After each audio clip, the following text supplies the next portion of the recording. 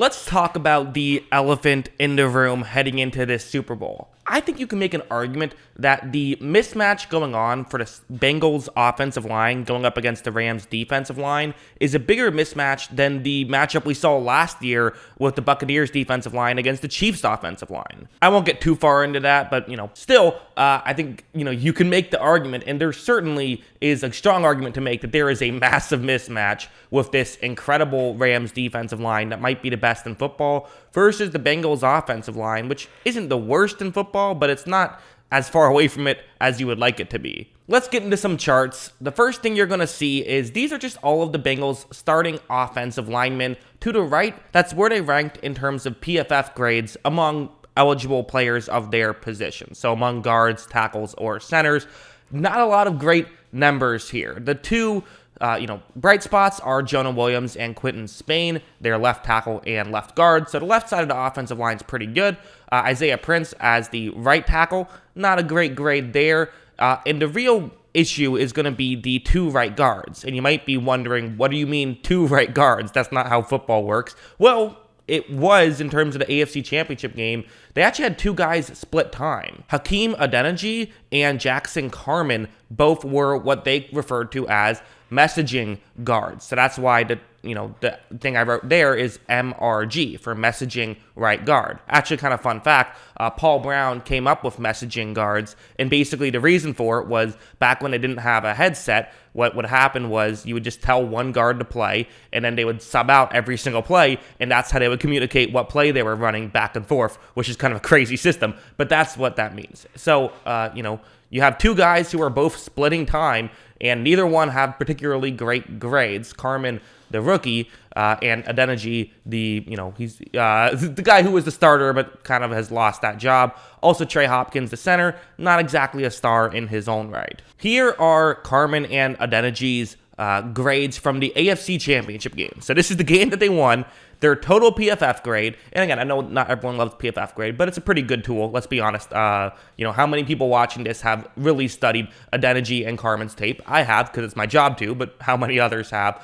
So it's a good tool to sort of visualize how they've performed. As you see, the PFF grade, again, these are out of 100, bad. 29.6, that was the worst out of any Bengals player that game, and then the 38.8, not much better, still a very bad grade. The running game's a lot better. Carman's was actually decent, and the pass blocking is unbelievably horrible. I cannot believe when I saw that Adeniji has just like an absolutely abysmal and embarrassing 1.8 pass blocking grade, and he was the better of the two. Jackson Carman, 0.1. I have never seen a grade that low. I just haven't. And I look at PFF grades pretty frequently. I've never seen one that low. So they got some issues there, right? The right guard position is clearly where they're going to struggle the most. And the bright spot is it's not like you have that much talent going to be going up against you, right? Okay, no, not really. These are the guys that they're going to be having to block, and as you see, a lot of lower numbers. Obviously, the two headliners, the ones at top,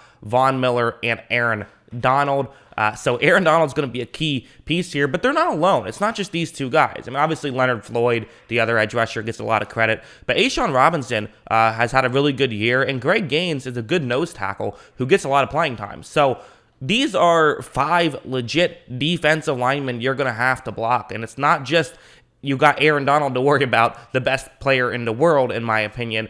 You have Von Miller, an elite edge rusher. I love that trade when it happened, even though, I'm not typically a build in the trenches first kind of guy. I'm more of a build on the outside, like what Cincinnati did. But you're going to see this pay off with, the Rams there. So looking at this mismatch, what can you do here? Do you just lose the football game? Do you just give up pressures on every play? Well, I mean, you don't want to. Let's get into some tape. Let's talk about, again, tape is a great tool to use when talking about these types of things. Obviously, I'm interested in PFF grades, but I'm not going to just rely on that alone. The tape was not pretty in the AFC Championship game, and, right guard tape for Cincinnati, and quite frankly, offensive line tape in general for Cincinnati, not the best. On this play, and this is a very interesting thing that I wonder if the Rams will do, because what the Chiefs are doing here is they have Chris Jones, their spectacular defensive tackle. He's currently lined up on the left guard, which, like I said, the left side of the offensive lines is solid. Like the left, that's not a bad side of the offensive line, they do their part. Those are the guys who are doing all the work in the group project. But what this means now, because they have their center blocking Chris Jones because they don't want to leave him one-on-one, well, this now means that Adeniji has a one-on-one matchup of his own, which is maybe even worse than giving a better player a tougher matchup, which I think might actually make more sense. In my opinion, give Spain the one-on-one matchup. He can at least hold his own. But the issue is, are you going to give him a one-on-one matchup against Aaron Donald? Is that really your strategy and your key to success? Because that's not a great one, but it might be the best thing they can do. Look at how on this play, I mean, you're going to see that, quite frankly, Adeniji just can't handle that. I mean, like, this is a real issue. Now, you might say, well, hey, the bright spot is Burrow was able to get around the pressure. And that's probably going to have to be a legitimate way that the Bengals are able to get stuff down the field, is just Joe Burrow. Like, a good quarterback can deal with tough pressure, although obviously it's going to hurt you. Although I also should mention that there was a play more open down the field that they were missing out on because of this pressure. And again, it's not like this is happening literally every play, but it is happening, and it can really hurt you on certain times. And meanwhile, for the Rams, there's things they're going to do to exploit this mismatch. They did it a lot in the Tampa Bay game, and quite frankly, they do it in every game where something like this. You see they have 4 different players who are on one side of the field. So Leonard Fournette, who could be blocking on this play, the halfback to Tampa Bay's left, you now have a defensive back who's currently lined up on him, who's just going to be covering him. But what this does is it kind of makes Fournette less likely to go out and chip an edge rusher. You have those 3 offensive linemen who are going to be blocking 3 defensive linemen for the Rams. There's not really too much you can do about it. You can have a guard kind of pull all the way over, but the reality is not a lot of teams will do that. Typically, you want to make sure no one comes in where you're blocking. Look at how right when this play begins, what you're going to see is there was even a twist, and Tampa Bay is actually doing a decent job this time, but you have 3 one-on-one matchups, and that's the goal. That's what you're trying to accomplish here. And they did this a lot against Tampa Bay, especially to attack their backup right tackle who was in the game. So I imagine they'll do similar stuff. And you see, on this play for Tampa's right guard, he's blocking nobody. That's a good scheme thing to do for the Rams. And you can also do something like this that we saw Kansas City do a little bit, where again, it's going to be Adeniji who is in the game on this play. You have 3 one-on-one blocks to your offense's right because the Chiefs have 3 defensive linemen who are lined up to the right of the center. And this is what you can do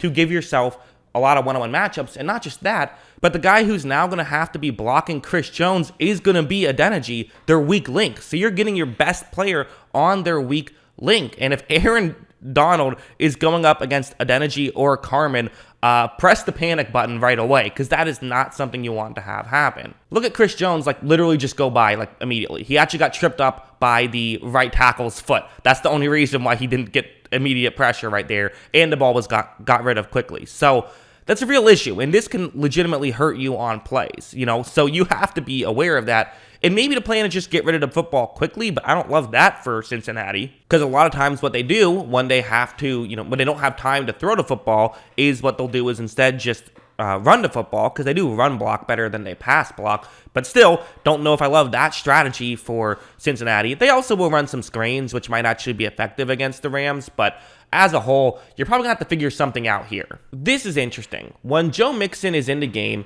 14.9% of his snaps are blocking snaps. That's 40th most. Only 7 starting backs have a lower rate in the NFL. So, only 7 teams starting backs are blocking less than when Joe Mixon is blocking. I have to phrase it this way instead of just looking at teams blocking snaps, because I don't know how to get that data. I could do all the math myself, but that would take literally a full day's work, and I think that, we get the basic idea here. What I'm saying is that the Bengals do not have their halfbacks blocked too frequently. They're going to need extra help in this one, or getting rid of the ball quickly, but probably extra help. The loss of not having Joe Mixon run a check down route, I don't think is as big as the gain you get of just, having at least enough time to throw, especially given this mismatch. Maybe you disagree, I don't know, but that's how I feel. So yeah, going to this chart now. Again, if you have not seen this chart, it's not a scientific chart.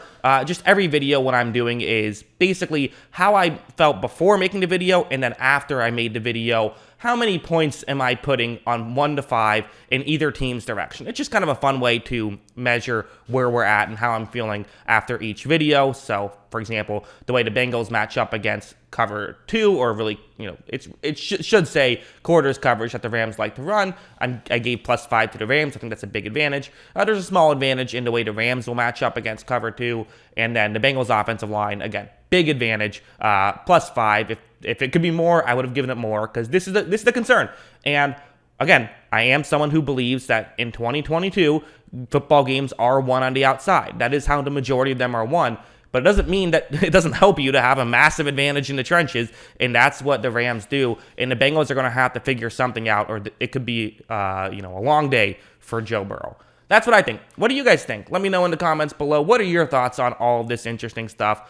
Let me know in the comments below. Always love hearing from you. And of course, as always, thanks for watching.